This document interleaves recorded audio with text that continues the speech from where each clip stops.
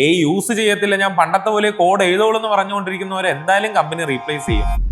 ഞാൻ ഇന്നലെ കേരളത്തിലെ ഒരു വലിയ സോഫ്റ്റ്വെയർ കമ്പനിയുടെ ഫൗണ്ടറുമായിട്ട് സംസാരിക്കുകയായിരുന്നു. അപ്പോൾ പുള്ളിക്കാരൻ പറഞ്ഞ ഒരു കാര്യം കേട്ട് ഞാൻ ലിറ്ററലി ഞെട്ടിപ്പോയി. കാരണം ആൾക്കാരുടെ പണി പോകുമെന്ന് വരെ ഞാൻ ചിന്തിച്ചു പോയി. പുള്ളിക്കാരൻ പറഞ്ഞത് ഇതാണ്: അവരുടെ ടെക് ടീമിൽ 200-ലധികം എംപ്ലോയീസ് ഉണ്ട്.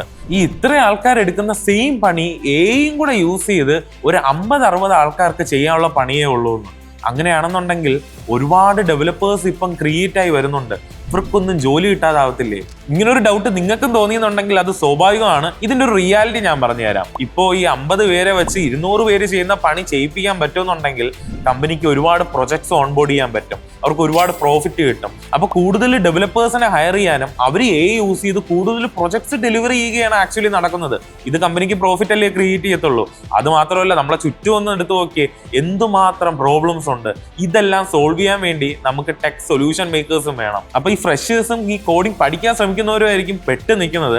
അപ്പൊ അതുകൊണ്ട് ഞാൻ നിങ്ങൾക്ക് വേണ്ടി ഒരു ഡീറ്റെയിൽഡ് ആയിട്ട് ഒരു വീഡിയോ ക്രിയേറ്റ് ചെയ്തിട്ടുണ്ട്. ആ വീഡിയോയിൽ ഞാൻ നിങ്ങൾക്ക് ക്ലിയർ ആയിട്ട് പറഞ്ഞു തരുന്നുണ്ട് 10 ഇരട്ടി ഫാസ്റ്റ് ആയിട്ട് യൂസ് ചെയ്ത് എങ്ങനെ കോഡിംഗ് പഠിക്കാമെന്നും, കോഡിംഗ് പഠിക്കുന്ന സമയത്ത് എങ്ങനെ യൂസ് ചെയ്യാമെന്നും എങ്ങനെ യൂസ് ചെയ്യരുതെന്നും പറയുന്നുണ്ട്. ആ ഡീറ്റെയിൽഡ് വീഡിയോ കാണാൻ വേണ്ടി താഴെ കാണുന്ന ലിങ്കിൽ ഇപ്പൊ തന്നെ ക്ലിക്ക് ചെയ്തോ, വീഡിയോ വാച്ച് ചെയ്തോ.